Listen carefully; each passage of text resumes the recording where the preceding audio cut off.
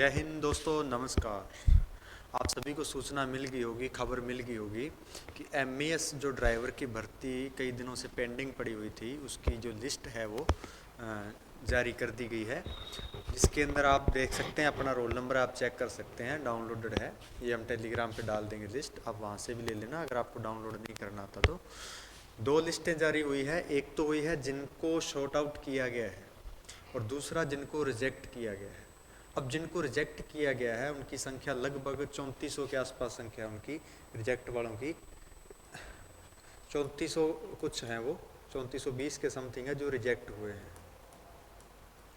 और जो short listed किए गए हैं ये 4420 है, लगभग ये 4400 बंदे हैं जो शॉर्ट लिस्टेड किए गए हैं आपको नेक्स्ट स्टेप के लिए। अभी नेक्स्ट जो आपका नेक्स्ट जो स्टेप होगा, अभी यहाँ पे आप देख सकते हैं, ये आपकी भर्ती का नाम है, इसमें बताया है कि 4420 बंदे जो हैं वो शॉर्ट लिस्टेड किए गए हैं इसके अंदर। पर इसके साथ यहाँ पे भी देखो टेंटिव लिखा हुआ है कि ये इसका मतलब क्या होता है कि ये कोई फाइनल बात नहीं होती, इसमें सुधार किया जा सकता है, अगर कोई फेरबदल इसमें हो भी सकती है। अगर किसी के कोई बहुत ज़्यादा कोई दिक्कत है और बाई चांस उसका नाम डल जाए या किसी का रह जाए तो उसका इसके अंदर है सुधार किया जा सकता है आगे चल के, इसलिए यहाँ पे ये टेंटिव वर्ड यूज किया जाता है। दूसरी बात जो मैं आपको बताऊँ, ये लिखी हुई है यहाँ पे कि list of candidates who are shortlisted for further stage of requirement. इसमें ये बात लिखी गई है, इसका मतलब ये हो जाएगा कि ये जो कैंडिडेट है आपके 4420 हैं, ये अगले स्टेप के लिए शॉर्ट लिस्टेड किए गए हैं। अब अगला स्टेप कौन सा होगा ये अभी तक बात ये क्लियर नहीं लिखी है। इसमें इसने जो लिखी हुई है बात, आप इसके इसी लिस्ट के जब लास्ट पेज पे देखते हो, आप लास्ट पेज पे जाके देखोगे तो आपको एक चीज़ लिखी मिलेगी कि ये डॉक्यूमेंट वेरिफिकेशन के लिए। मैं आपको दिखाता हूँ, यहाँ पे काफ़ी पेज की लिस्ट है ये, इसमें सभी के नाम है, आप अपना नाम इसमें ढूंढ सकते हैं, आपके roll number, date of birth, और आपको जो है एलिजिबल माना गया है, यहाँ पे लिखा हुआ एलिजिबल। अगर आपके नाम के आगे यहाँ पे एलिजिबल लिखा हुआ है तो आप इसमें एलिजिबल हो जाएंगे। तो ये इसके अंदर बताया गया है। अब देखो लास्ट पेज पे एक बात लिखी गई है, यहाँ पे देखो कि please note that inclusion of name in this list. मतलब अगर आपका नाम इस लिस्ट में है तो आप खुद को पात्र नहीं समझेंगे, आप ये नहीं समझेंगे कि आपका सिलेक्शन हो गया है। इसका मतलब ये है कि आपको अभी डॉक्यूमेंट वेरिफिकेशन करवाना है, अभी आपको ट्रेड देना है, और भी जो उसकी जो फॉर्मेलिटीज या फिर आगे की जो स्टेप होंगे वो आपको पूरे करने होंगे। उसके बाद जो फाइनल कट ऑफ बन के आएगी वो अलग होगी, ये कोई फाइनल कट ऑफ नहीं है, ये आपको अगले स्टेप वालों की लिस्ट है, मतलब छंटाई की गई है। जो बंदों को रिजेक्ट किया गया है उनमें से 2000 के आसपास तो ऐसे बंदे हैं, 2000 के आसपास तो उनमें से ऐसे बंदे हैं जो जिनके डॉक्यूमेंट वहाँ पहुँचे नहीं, जिनके डॉक्यूमेंट वहाँ पहुँचे ही नहीं। 2000 बंदे तो ऐसे हैं जिनके डॉक्यूमेंट ही नहीं पहुँचे वहाँ पे ना, लास्ट डेट के बाद निकल गई उनकी डेट और वो डॉक्यूमेंट भेज नहीं पाए। और 1000 के आसपास बंदे ऐसे हैं उसमें जिनके या तो लाइसेंस की डेट है वो एक्सपायरी हो चुकी थी, या फिर उनका जो लाइसेंस है वो लास्ट डेट के बाद का था, हैवी लाइसेंस।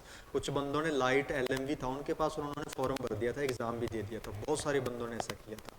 और कुछ लोग ऐसे हैं जिनका 3 ईयर का जो एक्सपीरियंस है वो साथ नहीं लगाया, साथ नहीं भेजा था, वो बंदे क्या कर दिए गए हैं इसमें, इन्होंने उनको एलिजिबल नहीं माना, उनको बाहर कर दिया गया है। अभी ये जो 4420 बंदे बचे हैं ये अगले स्टेप के लिए तैयार रहें, और इसमें लिखा हुआ है कि अगला स्टेप क्या होगा, यहाँ पे ये बात लिखी हुई है कि अगला स्टेप क्या होगा। उसके लिए आप ये वाली जो इनकी एसएससी की जो साइट है इसको रेगुलर चेक करते रहें, उसके ऊपर आपको अगले स्टेप की वो सूचना दे दी जाएगी। अगले स्टेप में आपका क्या हो सकता है, आपका डॉक्यूमेंट वेरिफिकेशन हो सकता है, डॉक्यूमेंट वेरिफिकेशन हो सकता है जिसको आप डीवी बोलते हो, है ना। आपके ओरिजिनल डॉक्यूमेंट यहाँ पे लिखा हुआ है, ओरिजिनल चेक किए जाएंगे, वहाँ पे किए जाएंगे, ये तो तय है, आपको अपने डॉक्यूमेंट है वो ओरिजिनल है वो तैयार रखने हैं।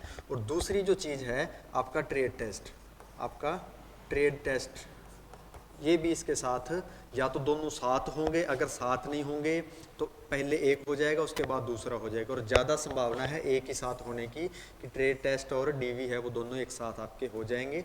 आप अपने डॉक्यूमेंट भी तैयार रखो और आप अपने ट्रेड टेस्ट की भी तैयारी रखो, आप दोनों ही तैयारियाँ फुल रखो, आप में कोई ऐसी कमी नहीं रहनी चाहिए। अभी देखो आपको मौका मिला है, इसमें एक सबसे बड़ा फ़ायदा ये हो जाएगा आपका, इसमें बहुत ज़्यादा गैप आ गया था, गैप ज़्यादा आने की वजह से क्या होगा, फ़ायदा कैसे होगा, इसके एग्ज़ाम के बाद अभी लिस्ट आई है, उसके बाद आपके आंसर की आई थी, उसके बाद आपकी ये लिस्ट आई है।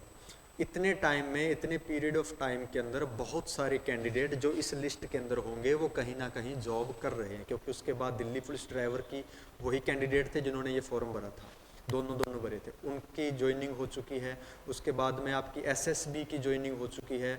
उसके बाद में आपकी जीडी की हो, इसमें जो चल रही है, काफ़ी सारी जो भर्तियां हैं, अभी मेरे को कंफर्म याद नहीं आ रहा, उनकी जो ज्वाइनिंग है दी जा चुकी हैं, है ना। दिल्ली पुलिस की होगी, कांस्टेबल जीडी की होगी, जीडी वालों की होगी, कितने तो जीडी वाले निकल गए होंगे बंदे। तो ऐसे करके बहुत सारे लोग हैं वो निकल चुके हैं इस कंपटीशन से बाहर।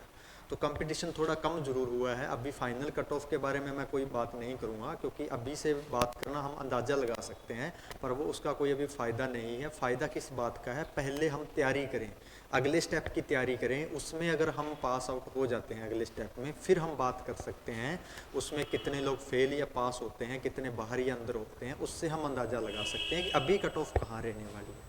क्योंकि अभी तो बहुत ज़्यादा, 1000 के आसपास भर्ती थी, 4 गुना के आसपास बंदे, अभी भी ज़्यादा है, चार गुना बंदे भी कम नहीं है, पर फिर भी आप, और बहुत ज़्यादा भी नहीं है 4 गुना बंदे, आप इस चीज़ को अभी उसके cut off, final cut off की चर्चा हम नहीं करेंगे, आपको भी नहीं करनी, और किसी से ना तो पूछना है फाइनल कट ऑफ, ना ही बताने का फ़ायदा है।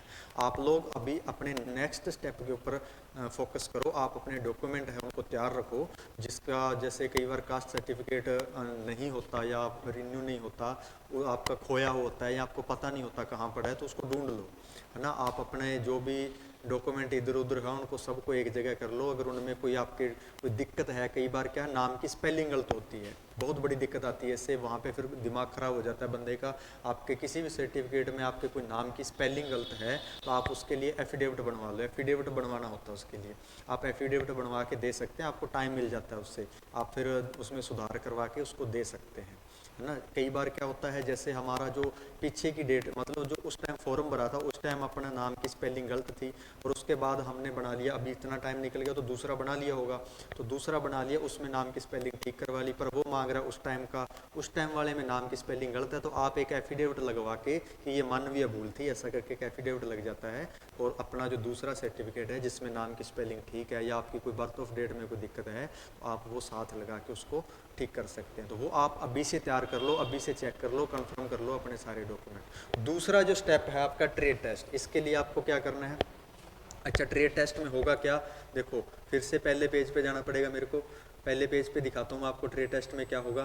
देखो यहाँ पे देखो ये लिखा हुआ है, यहाँ पे पहले से उस नोटिस में जो बात हुई थी वो ये कि 3 साल का एक्सपीरियंस वो है ही है ना, HMV लाइसेंस ये है ही है ना। नॉलेज ऑफ मोटर मैकेनिज्म, मतलब आपको माइनर डिफेक्ट है वो रिजॉल्व करने की आपको टेक्निक आनी चाहिए, आपको वो छोटे छोटे फॉल्ट है वो ठीक करने आने चाहिए, और आपको गाड़ी चलानी आनी चाहिए। गाड़ी के लिए आपको ऑप्टिकल दिए जाएंगे, गाड़ी किसी भी तरीके से चलवाई जा सकती है, पर हम एक, अगर हम बात करें कि हमें किस तरीके से गाड़ी चलवाई जाएगी, अभी आपको ध्यान हो तो एक ASC की भर्ती चल रही थी, वो भी आर्मी सर्विस से संबंधित थी।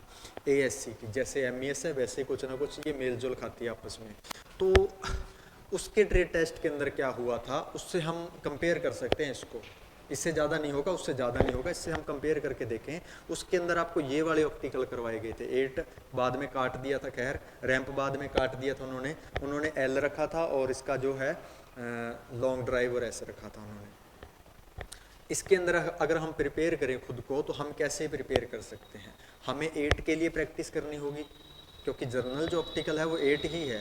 8 मिलने की कोई बहुत बड़ी बात नहीं है, मिल सकता है आराम से, आपको इजी भी होता है, कोई हार्ड नहीं होता। आपको 8 ऑप्टिकल की प्रैक्टिस करनी चाहिए, आपको L ऑप्टिकल की प्रैक्टिस करनी चाहिए, आपको S ऑप्टिकल की प्रैक्टिस करनी चाहिए, ठीक है। इसके अलावा आपको जिगजैग और लॉन्ग ड्राइव की, मतलब गियर शिफ्टिंग की आपको प्रैक्टिस है वो करनी चाहिए। साथ ही साथ आपको रैंप के लिए भी प्रैक्टिस करनी चाहिए। आपको ऑप्टिकलों के अंदर आपको खुद को क्या है उसके, कहीं से भी करो, मैं ये नहीं कहता। अगर आप हमारे साथ तैयारी करना चाहते हैं तो आप अपने RWS के अंदर आ सकते हैं, आपका मोस्ट वेलकम है। आप RWS एकेडमी है अपनी सीकर राजस्थान के अंदर, आपको कॉन्टैक्ट नंबर है वो नीचे दिख रहा है और आपको डिस्क्रिप्शन के अंदर या टाइटल के अंदर आपको वो मिल जाएगा कॉन्टैक्ट नंबर। आप उसके ऊपर कॉल करके अधिक जानकारी ले सकते हैं कि क्या क्या आप यहाँ की फ़ीस या क्या फैसिलिटी आपको दी जाएगी, कौन सी गाड़ियाँ दी जाएगी। वहाँ पे आपको ट्रक मिलेगा, MES के अंदर आपको ट्रक से करवाया जाएगा। एक तो आपको ट्रक के साथ प्रैक्टिस करनी है भाई, दूसरा आपको एक LMV गाड़ी से, LMV गाड़ी के अंदर चाहे आपकी बुलेरो से कर लो या आप जिप्सी से कर लो, एक छोटी गाड़ी से करनी है और एक बड़ी गाड़ी से करनी है आपको प्रैक्टिस, तो आपको उसमें दिक्कत नहीं आएगी। आप ट्रक से या फिर किसी छोटी गाड़ी से प्रैक्टिस कर सकते हैं, आप कहीं से भी करो, आपको जो नज़दीक पड़ता है या फिर आपका जहाँ पे मन मानता है, आपका दिल ठहरे, वहाँ से आप तैयारी करो, पर ज़रूर करो एक बार अगर आपने तैयारी कर ली। क्योंकि अगर हम जो जनरली जो गाड़ी चलाते हैं, नॉर्मली जो गाड़ी चलाते हैं, वो वाला सिस्टम यहाँ ऑप्टिकल के अंदर नहीं चलता। हाँ ठीक है, आप अगर बाहर गाड़ी चला रहे हैं, कई सालों से चला रहे हैं, आपको ये सीखने में कुछ भी टाइम नहीं लगेगा, आप 5-10 दिन में सीख जाओगे। पर अगर आप कभी गाड़ी में बैठे नहीं तो फिर आपको फिर थोड़ा टाइम लगेगा। तो जो कभी गाड़ी में बैठे नहीं, खासकर वो भाई मेरे, वो अभी से लग जाओ, एक बार तैयारी करके रख लो। उसके बाद अगर डेट आगे जाती है या टाइम लगता है इसमें, अभी देखो लिस्ट आने के बाद पहले बहुत टाइम लग चुका है, मेरे अकॉर्डिंग अभी ज़्यादा टाइम नहीं लगना चाहिए, बड़ी जल्दी ये आपको अगली जो सूचना है वो मिल जाएगी नेक्स्ट स्टेप की। तो आप अपने डॉक्यूमेंट भी ठीक रखो और उसके साथ साथ आप अपनी ट्रेड टेस्ट की भी है वो तैयारी करके रखो। आपको माइनर फॉल्ट आपको रिजॉल्व करने आने चाहिए। माइनर फॉल्ट के अंदर मैं जैसे बात करूं तो आपको जैसे वाइपर हो गया, वाइपर के बारे में जानकारी होनी चाहिए, आपको फैन बेल्ट के बारे में जानकारी होनी चाहिए, कैसे बदला जाता है, कब बदला जाता है, आपको उसके लुब्रिकेशन चेक करने की जानकारी होनी चाहिए, है ना, आपको उसके टायर स्टेपनी चेंज करने की जानकारी होनी चाहिए। ऐसे करके जो ये माइनर जो छोटे छोटे फॉल्ट होते हैं ये आपको रिजॉल्व करने आने, फ्यूज बॉक्स की जानकारी होनी चाहिए। ऐसे करके आपको हेडलैम्प हो गया, छोटी छोटी जो बातें होती हैं इनकी जानकारी आपको होनी चाहिए, तो फिर आपको वहाँ पे कोई समस्या नहीं आएगी। आशा तो यही करेंगे कि ट्रेड टेस्ट इजी होगा, पर बाय द वे अगर हम मान लेते हैं कि थोड़ा सा भी उसने लेवल बना दिया तो फिर बिल्कुल भी कट ऑफ कहीं नहीं जाएगी, अगर उसका थोड़ा सा भी लेवल बनता है तो। क्योंकि बंदे तैयारी नहीं कर रहे होंगे। अगर आप मेरे को सुन रहे हैं और देख रहे हैं तो आपको मैं यही एडवाइस देना चाहूँगा कि आप तैयारी करके रखो एक बार। अगर आपकी तैयारी अच्छी हो जाएगी फिर आपको कोई चिंता नहीं रहेगी। अगर आपके नंबर अच्छे हैं, मार्क्स आपके अच्छे हैं, तो फिर आपको नो डाउट आपको इसके अंदर नौकरी कन्फर्म मिल जाएगी। तो आशा यही करूँगा कि आप तैयारी में जुट जाओगे अभी से और अपने डॉक्यूमेंट ठीक कर लोगे। धन्यवाद। जय हिंद, जय भारत।